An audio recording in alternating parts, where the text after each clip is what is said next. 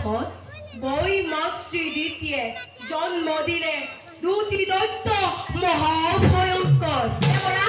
নাম দিলে হিরণ্যাক্ষ আৰু হিরণ্যকশিপু। নজর দেবগণ পুনর কি ঘটপতন।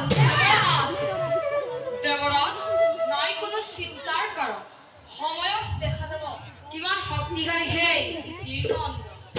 দেবরাজ দেবতার জয় করব তেই পুরি মরিছে জানো। দৈত্য মাতা দিতি আজি উন্মালিনী হই দেবর অহিচ্ছিতি উগ্র সাহিত্য গমনৰ সাপিছে বছৰ। নিঃস্বার্থ পূৰণৰ বাবে দৈত্যগুৰু আচাৰ্য পুত্ৰই নানাভাৱে কুমন্ত্ৰণা দি দানৱক দিছে জগতি। ই অতি দেবরাজ দীৰ্ঘকালে দগ্ধ হৈ দৈত্য মাতা দিতি আজি অতি খেতিছৰা।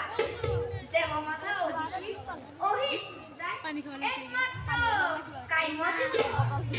যে কি নহওক লাগে দেখা যাব সময়ত কেনে সেই ভয়ঙ্কর নীতিৰ দণ্ড হয় হওক হত হত দৈত্যৰ জনম।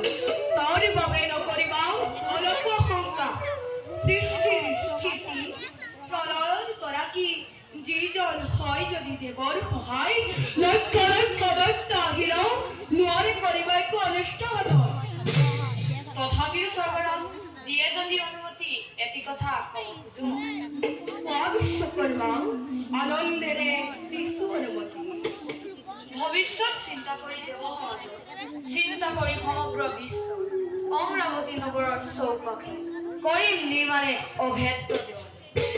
ভিন্ন ভিন্ন দেৱতাৰ আদৰ্শ প্ৰবল মুকুতাগাথি নিজ হাতে কৰিম নিৰ্মাণ। অলংঘ প্ৰাচীন দুৰ্গ ঠায়ে ঠায়ে সাজি প্ৰতিৰক্ষা